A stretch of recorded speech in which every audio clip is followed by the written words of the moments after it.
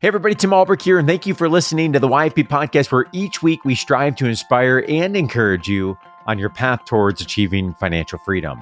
This week I had the pleasure of welcoming onto the show Dean Emeritus Dr. Gary Levin. Some of my favorite moments from the show include hearing his career journey from the Navy to choosing pharmacy to spending nearly 30 years in academia, how early investing and saving in his first faculty job laid the foundation for his retirement nearly 30 years later, how he dealt with the market volatility throughout his career to avoid panic and to keep that long-term mindset, and why he decided to start a business, Captain G's Charter Company, in retirement to supplement his income and to help build his retirement paycheck.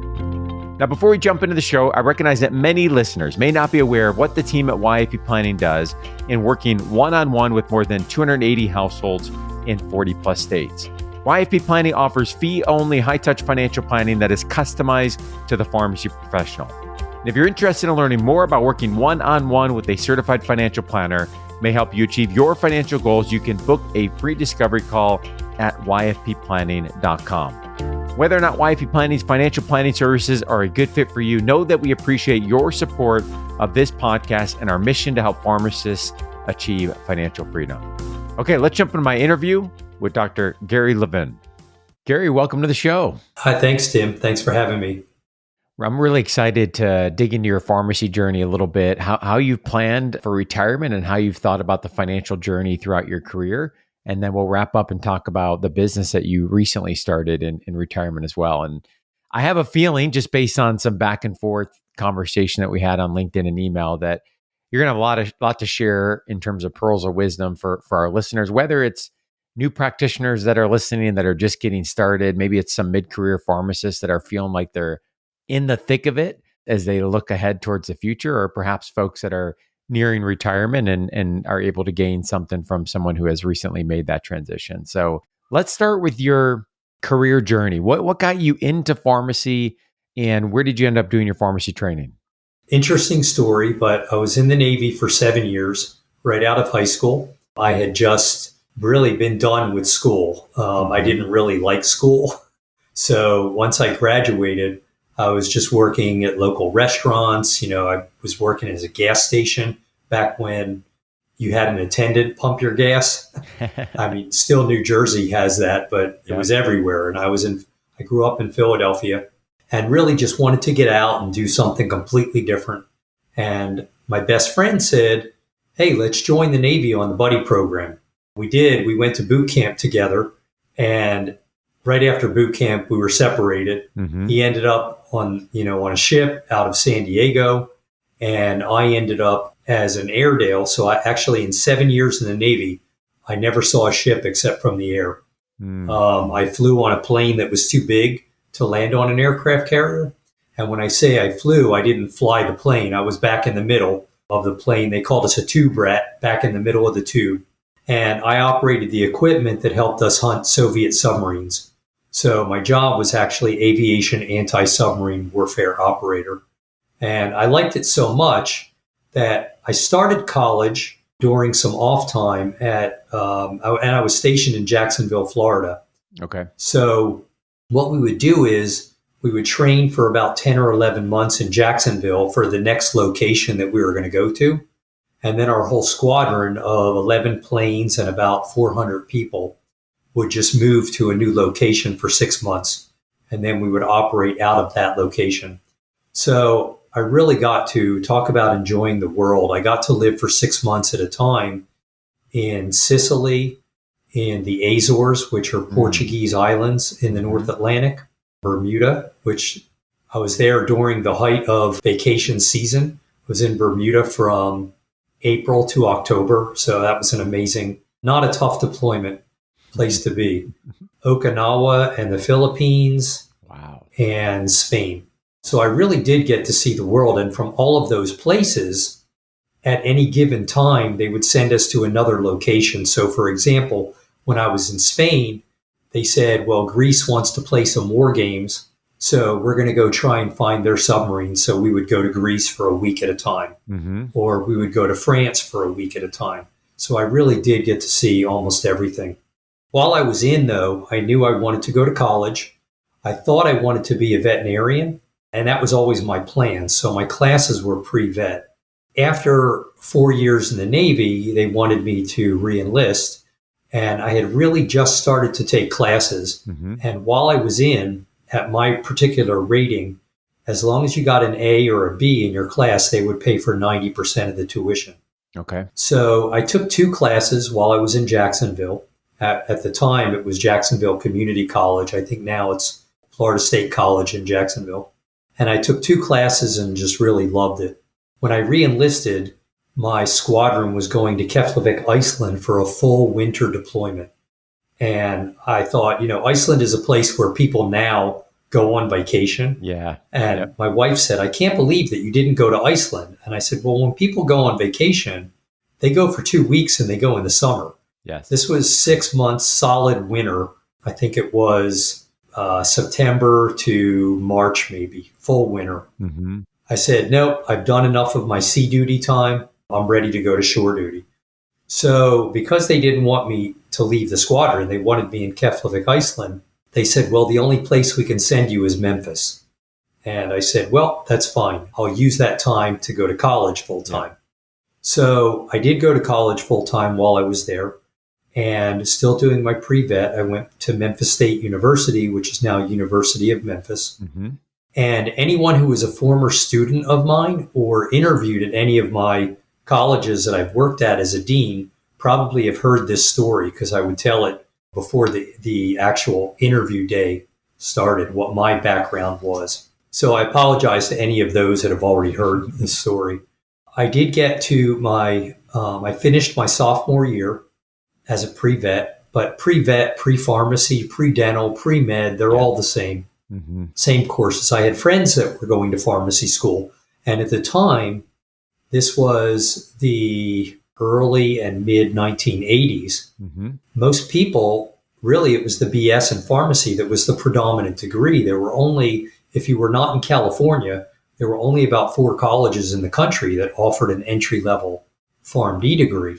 Yep. My wife was in pharmacy school about the same time, and she went to University of Kansas, and it wasn't even an option. She had to do her BS, mm-hmm. and then she worked for a year and then applied and went back to get her post-bac PharmD. So we didn't know each other at the time. We didn't meet until 15, 20 years later at University of Florida. But I didn't want to do that. I wanted to go straight through. And because I was already a resident in Florida by being in the Navy there, I went back to Florida to go to University of Florida. And I thought, okay, what do I do? I'm now halfway through my junior year, and I've been pre-vet the whole time. So I went and talked to a health career advisor. And of course, the first thing they say is, what about medical school? Oh, I didn't say why I didn't want to be a vet. I worked for a vet in my last year at Memphis part-time. And if you're not an owner, and nobody can own a practice right out of vet school, you can do residencies if you want to specialize, but they don't pay well. Mm-hmm. And we had an associate vet, so he wasn't one of the owners. He was just working for them full time. Now, again, this was 1985. And at that time, pharmacists were making about $35,000 a year. And I said, do you mind me asking, what do you make? And he said $18,000. Mm-hmm. He paid about $100,000 in tuition. Yep. And I said, how long is it going to be for you to pay off your student loans? $18,000. That wasn't much, really more. It was a little bit more than minimum wage. He said his goal was to work there about 5 years, build up enough of a clientele that ultimately he can own his own practice. Mm-hmm. Very similar to what dentists do, and even physicians right out of training oftentimes. So that was really why I decided, vet school wasn't for me. I wasn't going through all these years of college to make, at the time, what was just half of or a third of what a pharmacist could make. I still didn't think pharmacy was for me, though, because a lot of my friends that were in my classes in college were going to pharmacy school, and they were going, at the time, it was the BS degree. And at the time, they would even say, I would say, what is your job going to be? And they would say themselves, well, we take it from the big bottle, count by fives and put it in the little bottle. Mm-hmm. And I said, you're going to go to school for 5, 6, 7 years, and that's what your job is going to be for the rest of your career. And they would tell me that there's other things to do, but you have to do advanced training. You typically have to get a PharmD. So at the time, Florida was transitioning to, so I never even thought of pharmacy school. Mm-hmm. When I talked to the healthcare advisor at UF, they set me up to meet with a few of the faculty to explain that there were other jobs. It doesn't mean to say that I didn't want to work in the community. Yep. I actually worked in the community many times as a pharmacist in my residency, in my fellowship, as an assistant professor, ultimately when I got to that point. And I really enjoyed working with patients. Mm-hmm. So med school was out because I didn't want to do another 3 or 4 years of residency. Mm-hmm. And I said, when I graduate, I just want to graduate and be able to go into practice or training or into my career.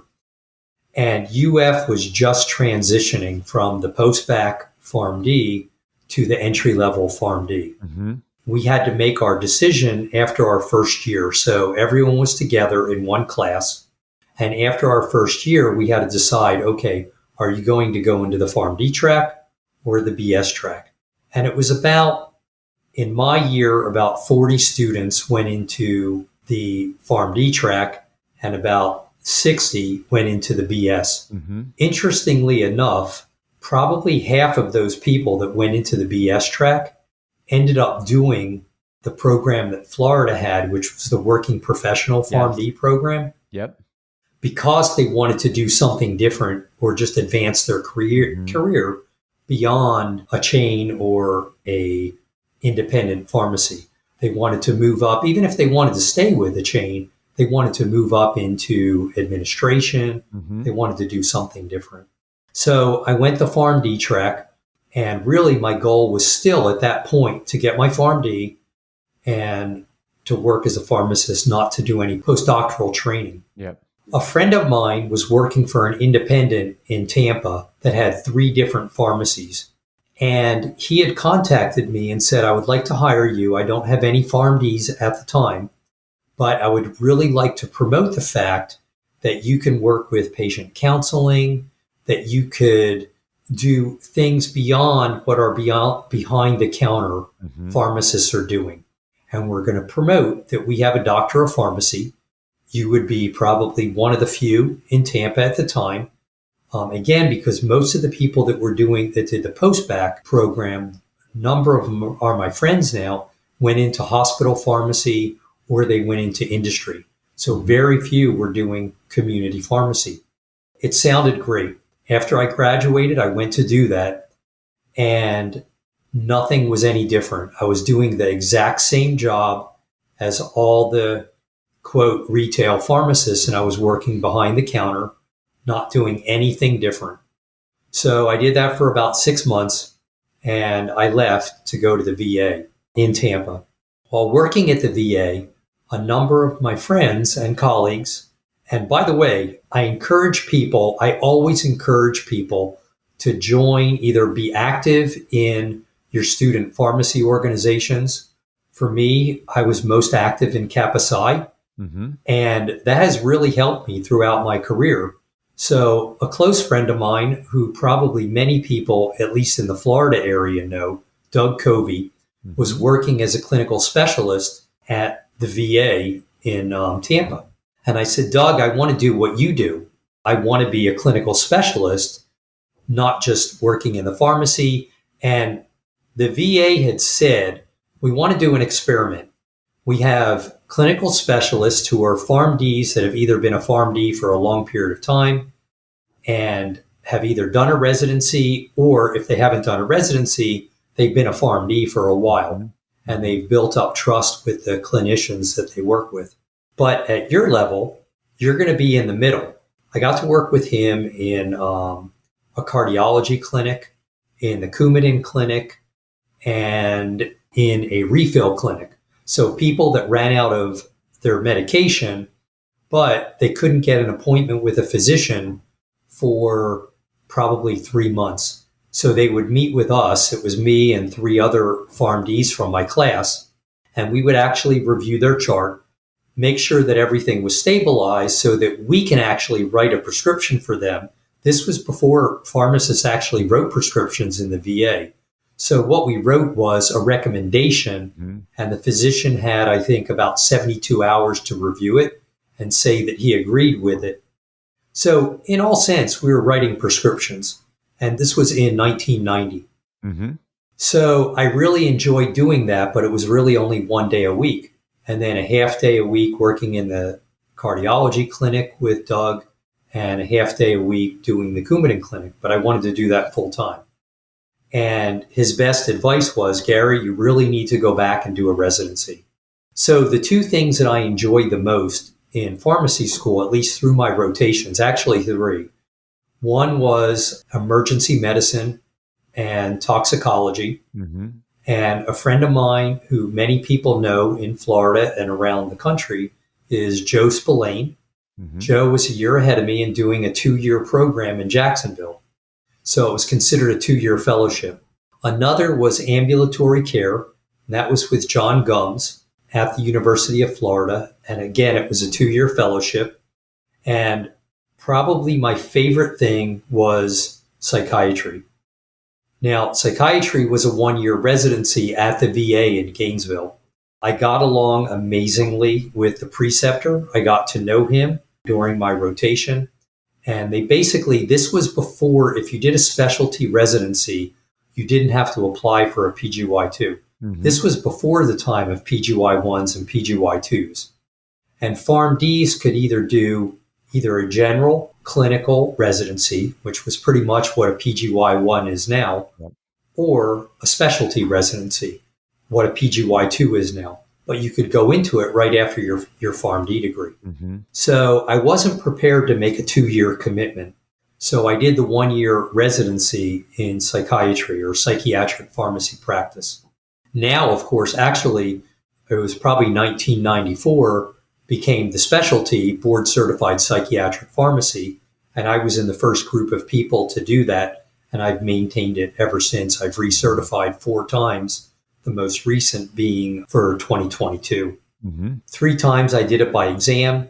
The last time, because I was so far out of practice, and I really wanted to do it just to keep my specialty because I was the founding president of the College of Psychiatric and Neurologic Pharmacy, which this year will become known as the American Association of Pharmacy Practitioners, I think, AAPP. Oh, cool. I didn't know that transition was happening. Okay. So this year is the transition year. So anything that you see about them, it'll say CPNP/AAPP. Yeah. Okay.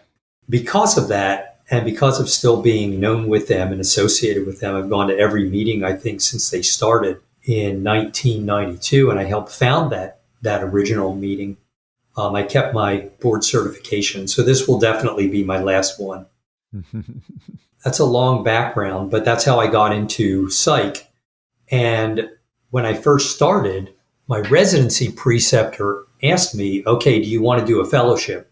And his name is Lindsay Devon. He is the editor. He's retired, but he's the editor now of the journal Pharmacotherapy. He's been the editor-in-chief for probably about 6 years. And he still has some practice with research at Medical University of South Carolina. He asked me that my first day in. And I said, I really want to practice as a clinical psychiatric pharmacist. After about 3 months with him, I realized that I wanted to do what he did, which was academic pharmacy, have a clinical practice, have a research practice, and an academic practice and teach. So 3 months in, well, when I said I didn't know yet, he said, well, you do need to decide by your 3rd month, because if you want to do a fellowship, we need to start applying for grants now. And so at 3 months, we did. But I said, Lindsay, but I don't want to do a 2-year fellowship. I want to do a 1-year fellowship. And he said, that's fine if you're willing to do fellowship work as a resident. So it's going to be a busy year, but you're going to be a resident, but you're going to be laying the foundation for the fellowship basically by writing grants. And I said, I'm fine with that. So that I ended up doing a residency and fellowship, which is total 2 years postdoc at University of Florida and with the VA in Gainesville, Florida. And really that was it. That's what took off as my academic career. At that point, I'd been in Florida, I think a total of 11 years between being in Gainesville, in the Navy, well, more than that, because you count my Navy time, UF time, I was ready for a complete change. So I applied for a number of positions, but ended up as my first academic position at Albany College of Pharmacy, which I think now is Albany College of the Health Sciences. Yep. And I was there for 7 years. And then I won't go through my whole academic history, but my mentor left to go to MUSC, and the department chair at the time, Larry Lopez, called me and asked if I had any interest in coming back to University of Florida. I was already an associate professor, so I'd made that first academic step, and ultimately I did go back to University of Florida as an associate professor. That's my career from there. That's awesome. Thanks for sharing. And most recently, you were the founding dean at Larkin University down in Miami. And since you made that transition into retirement, I want to talk a little bit about that transition and some of the planning that you did leading up to that. And I think for many pharmacists in the first, let's just say, decade of their career that I talked to, for good reasons, they're feeling overwhelmed with over 6 figures of student loan debt. Sure. Average right now is about $170,000. Obviously, we're dealing with high inflation right now, a pretty crazy housing market, uncertainty and volatility with the stock markets. And all that to say, I think the idea of saving for retirement and getting to that point of I've made it, and we can talk about what that means, can feel overwhelming. And to some, it probably just feels out of touch. It's so far away. It feels so big, so scary. And am I really going to get there? And what planning do I need to do? And so my question for you, as we get into a little bit of your strategy of preparing and getting to the point of being able to be in a financial position to retire, at what point in your career did you start thinking, I need to start planning and saving for retirement? Was that something that you were doing all along? Was there a mentor or a guide that you had? But at what point were you beginning to think, hey, I've got to really be planning for the future? I think I was very fortunate in my first academic position, Albany College of Pharmacy, because people there had a mindset of preparing for retirement. And it was actually the only place that I've ever worked at that, Albany College of Pharmacy was the 4th college of pharmacy in the nation. So they've been around since the 1800s. Therefore, they, have for just being a college of pharmacy, as opposed to a large university with many colleges, I think they are very, very well endowed because they have hundreds of, well, not hundreds, but well over 100 years of alumni. Now, many of those alumni have passed away, but they've had alumni for many, many years. One of my favorite things to do when I had a break was to walk through the administrative wing, and they had pictures, like most colleges do, of their, somewhere near the dean's office is the big picture, of all the graduates in a composite picture. And one of my favorite things to do was to go and look at the founding, well, all the classes, but look how the styles changed of coats and ties, and the number of women that came into demographics. The demographics of the program. But they had pictures going back to the first class, which I don't remember the exact year, but it was somewhere in the 1880s. And looking at what that class was like, and, it was maybe 18 students, all male for like 30 years. And then you see the first female. Yeah. But because they had this large endowment, they were really able to have a great benefits package. And their benefits package for all employees, faculty or staff or anybody, was that they gave you a 10% not match, but they just gave you 10% of your salary every year into your retirement fund, which was TIAA CREF, which is the majority of colleges, universities, and I think hospitals probably have TIAA CREF as an option. It was their only option. And it's been at least one or the only option at most of the colleges I've worked for. I think I worked for 7 colleges or pharmacy or universities. So they just put in 10% right off the bat. I've never heard of that. When I was at University of Florida, they had a 10% match, but of course it was a match. If you put in 2%, they put in 2%, but they'd go up to 10. So the fact that Albany right off the bat gave you 10%, the first year that I was there, I was concerned about student loans. Mm-hmm. My wife had student loans. Actually, I take that back. She didn't have student loans. She had a different profession before pharmacy, so she was able to pay for her pharmacy degree all the way through. Mm-hmm. So it was really just me. Now, I ended with about close to $30,000 of student loans, and you're probably better at this than me, but $30,000 in 1990. Just thinking that, yeah. And then for 2 years, I didn't pay back for my residency and fellowship, and interest accumulates. Yeah. And interest at that time, most people probably don't remember, but in the 80s, I know housing interest went as hot. Housing to buy a house. So I bought a house when I moved to Gainesville in 1986, and my mortgage interest was 12%. Yeah. And that was an owner financed, because they did a lot, and they said if you go to the bank, it'll probably be 14 or 15%. That's right. So people right now that are faced with 5%, 5-6% looks good, 5-6, and I think last week it actually dropped a little bit when the Fed raised 3/4 of a point. Rates dropped below 5, and people should jump on that. Because we're probably never going to see 2.5% or 3% again. And that's something I talked about in a recent show. I graduated in 2008, as our listeners know. And, we've been spoiled, for those that are in or since that time period, we've been spoiled with extremely low historical interest rates. And so I think we've been accustomed to, like, this is just the way it is, 0% car financing, 3%, 2.8%, 30-year, fixed rate mortgages on homes. Student loan interest rates, especially for those that need to refinance on the private side, really low. And that's not, what it's always been. And I think, I've talked to my parents about this and other guests as well. There certainly have been time periods of higher inflation, and will we see those lower, rates again or not?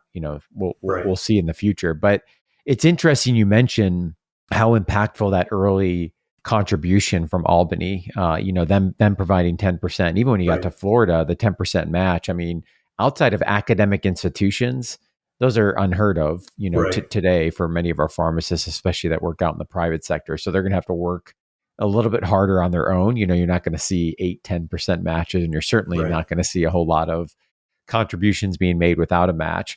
My question for you, and I think one that probably a lot of listeners are struggling with in the moment, is dealing with the current volatility. And especially for those that have not been through this. I go back to my experience, 2008, just graduated. I was doing residency, at the time, making a whopping $31,000. I didn't own a home. So outside of gas being expensive, I didn't feel that recession. And if anything, I was able to start my investing career buying low, and really saw the upside of that for, almost 14 years until we had the recent dip.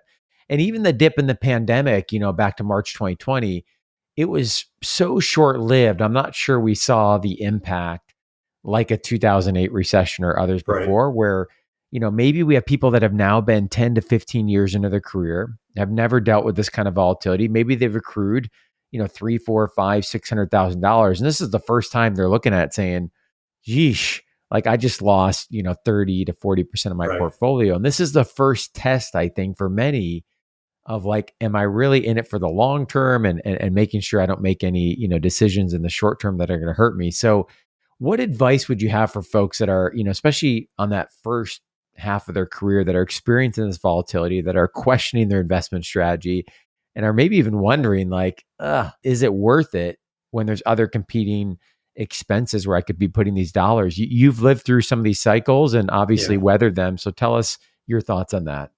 So my first recommendation would be to never panic. So many people took their money that they had invested in, especially the 2008, which was the biggest, 2007 leading up to that, right? So many people took their money and just put it into cash or money market, which probably pays 1%, or you can move it into annuity, which pays 2 or 3%. But me and my wife, we looked at it as, well, this is an excellent opportunity to buy low because we're continuing to put in every paycheck. So we're buying as low as possible. And anybody that follows the stock market, and if they don't, then I encourage that everybody have a financial planner. As a department chair, I've been a department chair twice and a dean twice. And in both of those positions, I saw myself not just as an employee mentor, but as a life mentor as much as I could be. Because I went through I have one son, he's 27 now, but I went through, having a child or a baby while I was in academia, changing jobs, spouse changing jobs, all those sorts of things, buying houses, all the sorts of things that they're going through or going to go through. And I encourage them to start putting money away as early as they can. I have had, and here's the part where I would never name names, but I have had faculty, many of them, say to me, I've been told by my financial planner or advised to pay off my student loans first before I put money away. And I personally disagree with that because you will get your student loans paid off long before you retire. But I don't know, but compounded interest, if you put $100 a month away at age, let's say 25, at age 65 or 70, that $100, if you go by the general rule, and the general rule is every 7 years your money doubles. Yep. And that includes ups and downs in the markets, that every 7 years. If you have a longer period of no downs, and there's definitely more ups than downs, that $100, I don't know how many sevens that is, but that $100 is probably several thousand. And if you're doing that once a month, you're talking about getting into the hundreds of thousands of dollars. And it's not uncommon for people that do that to retire with well over $1 million. That's right. And a lot of pharmacists are married to pharmacists. And if they're not married to pharmacists, they're often married to other people doing very well in the healthcare, like nurses, physicians, nutritionists, any sort of other healthcare practitioner that's making $60,000 and up. And these are people where both of them could be putting away. So the way I started when I had that 10%, I realized that it was 10% of not much. And I didn't know that pharmacy salaries, as a faculty member, I started at $48,000. I didn't know that that would go to well over $100,000. So I looked at it as it's 10% of not very much, but it's $4,800 a month going in. So the first year we focused on buying a house. We really decided, okay, we're not going to put anything away, but I plan that every year I'm probably going to get a raise. And that's another benefit of Albany College of Pharmacy. We had good raises. Many people that work for state universities, they might not get a raise like privates will get. Private universities will typically look at what is the consumer inflation index. And the average, I realize this year is not a normal year, but the average is around 2%. And what they'll do is most private universities will take that 2% and add 2% to that. And they'll say our average raise this year is going to be 4%. And depending on merit, it's going to vary between, the very worst person is going to get 2% and the highest might get 6%. Yeah. So at Albany, I typically ranged between 4 and 6%. And 2 years in a row, I got the highest raise in the university. That's great, but not normal. And it wasn't that way my entire career, but it was 2 great years. So my goal was always whatever my raise was, if my raise was 4%, 2% I was going to enjoy in my salary, and 2% I was going to put into the match. And I did that every year so that by the time I left Albany after 7 years, I was matching that 10% that they were putting in. Again, that was 10% of a relatively low number, even though I was there 7 years with some great pay raises. When I left there, I was making, I think it was 67. And then I went to University of Florida as a associate professor in 1999 and started at 75. Yep. Pharmacists coming out were making more than that. They were making about 80. So it was not until I became vice chair for the department at University of Florida and the stipend that I got for being vice chair. So at that point, about 9 years in academia, vice chair for the department, and I'm finally making as much as one of our graduates. Yeah. But I think there's so much wisdom in what you shared of the habit that then has a compound effect. So, you mentioned your example of 4% ish, maybe a little bit higher, at Albany. And so taking a portion of that and building the behavior of I'm going to save it and invest it. And because salaries go up, if you've built that behavior based on a percentage, that not only is that number going to go up, but then the compound effect of that number is going to go up Right. even more over time. So I think that's a really good strategy. And I've been recording some of the lessons that you're sharing here, and I've got 4 so far. Number 1, we talk about don't panic. So we're going to experience volatile periods of the market as we are right now. Number 2 is I guess with don't panic, try not to look every day. That's right. If you're invested. Be informed, but not in it so much that you're panicking. Because you're not in it for day to day. You're in this for 20 or 30 years from now. And there will be ups and there will be downs. But no matter what, if you look at the market from the date they started recording, it goes like that. Yep, that's right. It's a mountain slope. So number 1, don't panic. Number 2 is the value of having a good coach, a trusted advisor and planner. And I think that relates to number 1 because a good coach and a planner is going to talk you through some of the volatile time periods to make sure we're looking long term. Number 3, you mentioned start as early as possible, and you gave some good examples and numbers of what is $100 a month equal over time. And then number 4, we just talked about this concept of save the raise is what I call it. So if we get raises over time, if we can build the discipline to put away a portion of that, that's going to have a huge impact over time. My last financial question before we transition and wrap up by talking a little bit about what you're doing on the business side of retirement is that, saving for retirement is one thing. We talk a lot about building a nest egg. We talk a lot about how much might someone need. Is it $1 or $2 or $3 million?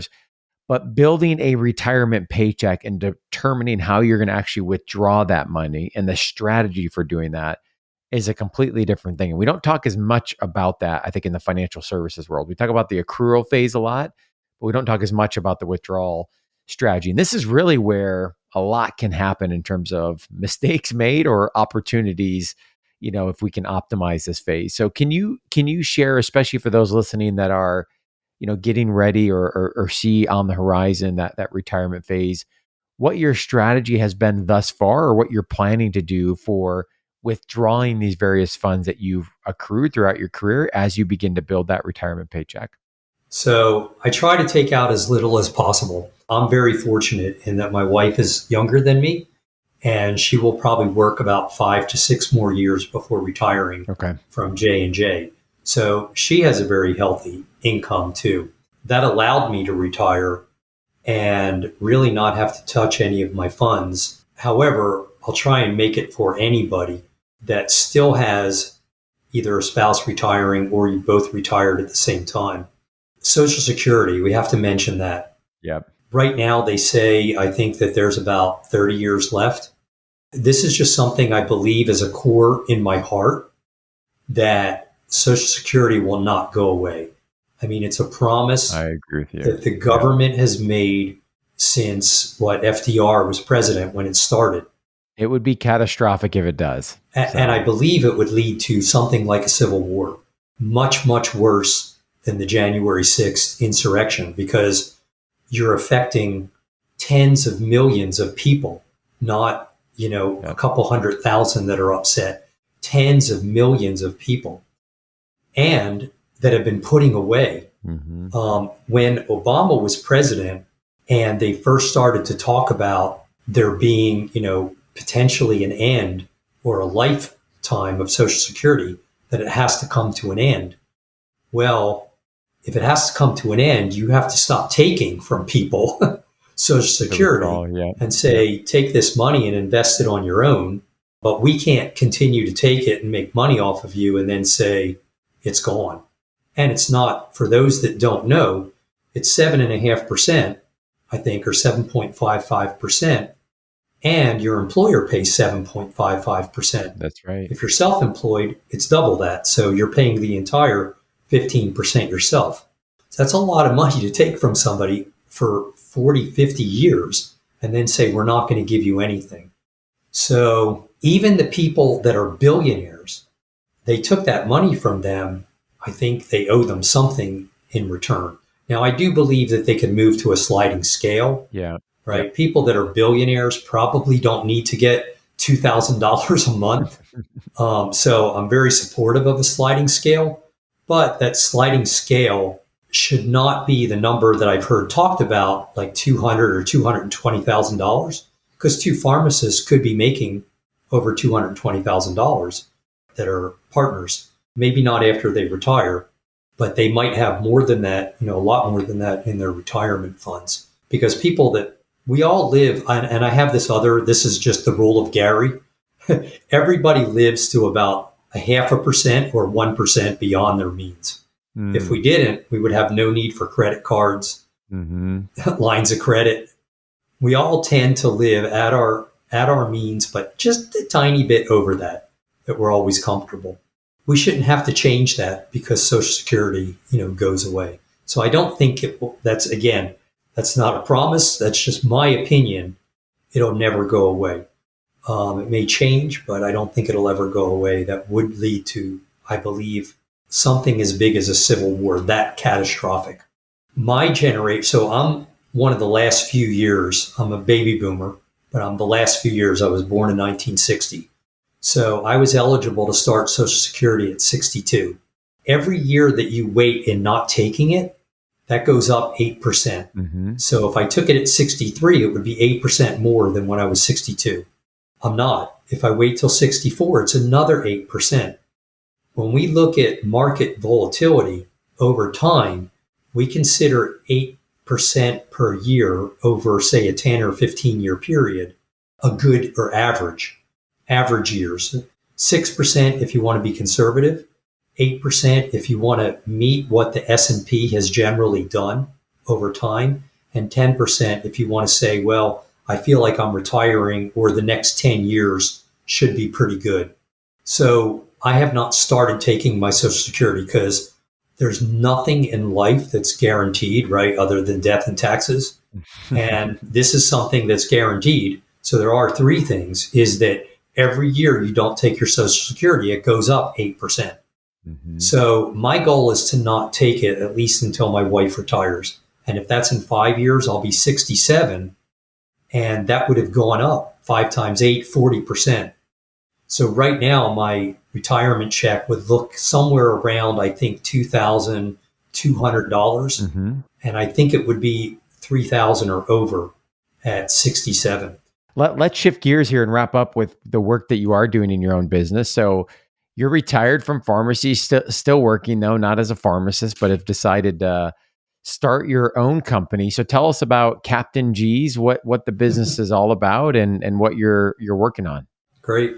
I still want to mention that I'm still licensed. I don't know why I'm still licensed as a pharmacist. It's just something we worked so long on and have for so long. I don't know if it's a safety net. And, I think most places would rather hire someone that has a lot of a career left than somebody like me. But if I had to do per diem, I certainly would. I always said that I'd work behind a counter before I would live under a bridge, but I wouldn't be behind the counter. Like I said, I'd be out there helping patients, and hope all the pharmacists that are listening to this do that, or counseling or anything else that you would consider helping their quality of life. So I retired about a year and a half ago, and I really never planned to do this. Well, actually, I had planned to do it, and that was creating a charter service with my boat. So we had a larger boat. We had a 45-foot boat when I retired with a fly bridge, which is a pretty big boat. 3 staterooms, 2 heads or bathrooms on it, a full galley, an outdoor kitchen and grill. I probably could have lived on that boat. And we tried it. We actually, when we lived in Coconut Grove, which is a very popular area in Miami, we did Airbnb for 1 week a month. Oh, cool. For our house, and lived on the boat to see if we enjoyed living on a boat. Because that was always my goal, to try and get my wife to say, let's not have a mortgage on the house and a boat. Let's just get a big boat, big enough to live on. and it probably would have been like a 60-foot boat. Mm-hmm. That experience, though, she said, I can't live on a boat. I just can't do it. Too small of a space, not enough closet space, etc. Yeah. And not a bathtub. My wife loves a bathtub, not a shower. Mm-hmm. But we still owed a couple $100,000 on that boat when I wanted to retire. And she said, look, we've got a lot of equity in this boat. Why don't you sell it? And it was right around the time that quarantine had ended and people wanted to get out, and the boating market and the housing market, that's when they both really started to skyrocket. Yeah. And boats were selling literally in a day, just like houses. So I hired a broker. We had literally 3 cash offers. We had 3 cash offers before COVID. And then the pandemic hit and it cooled down. The same people that had an offer on the boat when the quarantine ended came back and said, we'll buy it. They tried to offer us a lower amount. And I said, no, we have 2 other cash offers for one day. No survey. We've already done all this with you, a marine survey. Take it as it is. And they did. And then I ended up with about $250,000 in equity. Mm-hmm. So my wife said, that was the original plan, was take what you get in equity and, just buy a boat outright. So I did that. I looked around for a while and found an amazing boat that if anybody's interested in a boat, buy a used one and typically look at 3 years. Mm-hmm. Boats depreciate at 20% the first year, like a car, 12% the second year, and 8% the third year. After that, they kind of plateau and depreciate about 2 to 3% a year. So really, 40% of depreciation is in the first 3 years, and it hasn't been used that much. We were fortunate to find one that only had 100 hours on the engine. Wow. 2 staterooms in it, full galley. We went to 1 bathroom, but a separate shower. And I had thought about chartering it, but I didn't want to put all those hours on it. Yeah. So I talked to a couple charter companies, and they said, when we do charters, it's really about the people being in the water. You're not really taking them on a tour of Miami and the Keys. And you're not cruising at 30 knots or 30 miles an hour, which uses a gallon pretty much every mile. You're burning about a gallon, which is a lot of money. I mean, when we go to Bimini or the Keys, it costs about 60 gallons to get there. And while marine fuel is less expensive, especially marine diesel, it's still about $4 a gallon. It's a lot of money to get to Bimini and back. So that's what I was thinking, is that's a lot of fuel. That's a lot of hours. That means more maintenance I'm going to be paying on the boat, everything. In talking to a couple of charter companies, I realized that the ideal charter is 4 hours in length. It's basically an hour of cruising around, and you're cruising relatively slow, 8 to 10 knots, which burns maybe 1 gallon during that time period. So, maybe 1.5 gallons. So that was about $6 of fuel during that first hour, showing them around. And then typically they want to anchor and go out in the water and swim. So we let them do that. They typically play in the water for 2 hours, and then it's about an hour to get back. So it doesn't put a lot of time. Each charter puts about 2 hours of engine time on my boat. But the amount of money that people pay for a charter for a boat my size is great. Makes sense. They don't want to own it. They want to enjoy it. They just want to enjoy it. So my company is Captain G's, www.captain.gs, G for Gary, S for Captain G's, .net. Mm-hmm. We'll link to that in the show notes so people can see that. Yep. And if you see anywhere on that page, I also do a second job. And that's because I've had a number of people call me and say, I just went up from a single engine to a double engine, or I've moved to a boat that has an air conditioner or a generator, or I've went from gas to diesel. There's just a lot of new things that I don't know how to manage. Yeah. And I've owned everything from an 18-foot to a 45-foot all over 30 years. I started with an 18-foot bow rider right out of my fellowship, and I've owned a boat ever since. I'm on my 11th boat. This will be my last boat. No sense in getting a bigger boat because I like the number of people that I take out on the charter. Mm-hmm. Maximum is 8 people, and average is going to be typically anywhere from 2 to 6. My first 3 charters, 2 were last weekend, 2 were 2 weekends ago, and 1 was this past weekend, and we're in low season. They said I'll probably get 5 to 7 a month in low season. And then in November, we pick up into high season, and they said I'll probably get around 11 to 15. Wow. Now, that's a lot of work for me. I don't want to do all that work. I want to enjoy the income that it brings, and I like getting out on the water. So my goal is to do about 4 charters a month. Okay. I did one so far. I was on a vacation to Asheville, so I have a backup, Captain Natasha, and she's relatively young, but extremely experienced, and she captains boats up to 75 feet. Okay. So she does, handling mine is like me playing with a tinker toy. Yeah. She doesn't even hire a mate when she does mine. When she charters 75-foot boats, she'll have a mate with her too to help getting the drinks, helping with the water toys, all that. So I had my first one where I captained it just this past Saturday for 4 hours. And because we were coming back at night, I had my wife with me because Miami can be pretty busy even at night. So she just helped as a lookout and helped me dock back in. So she served as the first mate. We bought a pair of walkie-talkies so we could seem very professional. That's cool. She had it in her ear. It looked pretty cool. And it was great. It was just a couple, and we dropped them off at a restaurant when we were done. So if it makes enough money to pay for my slips are not expensive, are not cheap, especially in Miami. And I have a type of slip where it's called a full-service marina. You can get fuel there. They do minor repairs for free. Major repairs, they'll bring somebody in, but I haven't had any major, knock on wood. Minor things they'll do for free. If it's anything that a charter customer did, like let's say they put a hole in a seat, then the charter, the company that I work with or partner with, which is called theadvantaged.com. So it's www.theadvantaged with a D on the end.com. So if you click anywhere on my website to do a charter, it'll go directly to my boat on their website. Ah, got it. And the reason for that is I don't want to deal with the clientele. I don't want to deal with people saying, hey, I want it for $200 less. I want this, I want that. I want another company to do that. So the Advantage does that. Do they make a fee? Yeah, they make 50% after the captain is paid, which is either me or Natasha. But we get the tip 100%, which is typically 20% of the full charter price. And we each split 50% of it at the end. So it's, very good. I probably figure that I will need a service more often than once a year, maybe once every 8 or 9 months, especially once we get into season. A service costs about $4,000. So I do expect that I'll have additional expenses, but things that I was paying for already, like my slip is $12.95 a month. So that fuel, these are things that I'm paying for already, regular upkeep.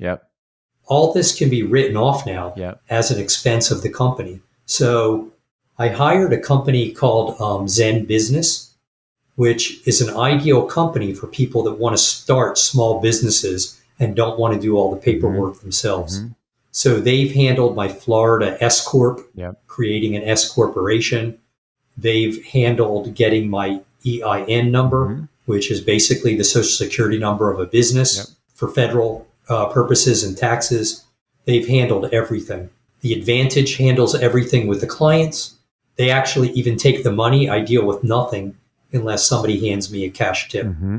And it's been great. I mean, I like to get out on the water. Like I said, I don't want to be out there every day of the month or even every other day. Because I want my time to go out with me and my wife and our friends also. We take friends out probably once every other weekend. But again, I'll do it about 4 times, and Natasha can do the rest, or our second backup. And I love that. I mean, you're kind of already building the system of the beginnings, at least, of the business, and having other people involved, doing what you want to enjoy, but not, taking up so much time. And I think that fits in so well to that 5th lesson we were talking about, minimizing withdrawal, because obviously there's an opportunity there for additional income that can further allow that delay of Social Security and other types of withdrawal. Exactly. So we were, without me starting Social Security, I was having to take out about $20,000 a year. I don't think I'll have to take out anything, which again just lets it continue to build. Yeah, that's right. Yep. I only wish that I had additional money to put in during this low time. I know. I don't. If it gets Yeah. big enough, I will continue to put money in. But Yeah. because my wife's still working, she's still putting in Contributing at the low. at the low amount, knowing that it's going to grow. Yeah. Well, this has been great. I really appreciate your time and sharing some of your journey here with our listeners, and especially for those folks that are looking ahead and thinking about the journey over the course of the career. I think this will be really insightful. So, thank you, Gary, for taking time to come on the show. I appreciate it. Tim, if there's one biggest thing that I can say, especially for those that have student loans, by all means, don't forget your student loans. But take something, even if it's $100 a month, $50 a month, $10 a week, anything, just start it. Make it as an auto withdrawal so you don't even notice it. And remember, when you take it out of your paycheck to put into retirement, you're typically going to do it where you're not going to pay taxes on that amount. So if you take out $100 a month, it's only going to look like you've taken out $70 a month. Now there's a whole other option that you can do where you do it after taxes and put it in as an IRA. Yep. And that's probably a whole nother session for Tim to talk about. That wasn't an option when I started my career. That only started about 7 years ago. If it was, I would have done that because I'm going to be taxed on everything that I take out. Yep. Whereas if you do this relatively new option, yes, you're going to pay taxes now, but not when you need it in retirement. That's right. And many folks now have access to a Roth, not just the Roth IRA, but also a Roth 401k or Roth 403b. So Right. So if you do a whole show on that, please let me know. I'd love to listen in on it. Yeah. Awesome. Thanks so much, Gary. I appreciate it. Thank you, Tim. Thanks, listeners. As we conclude this week's podcast, an important reminder that the content on this show is provided to you for informational purposes only and is not intended to provide and should not be relied on for investment or any other advice. Information in the podcast and corresponding material should not be construed as a solicitation or offer to buy or sell any investment or related financial products. We urge listeners to consult with a financial advisor with respect to any investment. Furthermore, the information contained in our archived newsletters, blog posts, and podcasts is not updated and may not be accurate at the time you listen to it on the podcast. Opinions and analyses expressed herein are solely those of your financial pharmacist unless otherwise noted and constitute judgments as of the dates published. Such information may contain forward-looking statements which are not intended to be guarantees of future events. Actual results could differ materially from those anticipated in the forward-looking statements. For more information, please visit yourfinancialpharmacist.com/disclaimer. Thank you again for your support of the Your Financial Pharmacist podcast. Have a great rest of your week.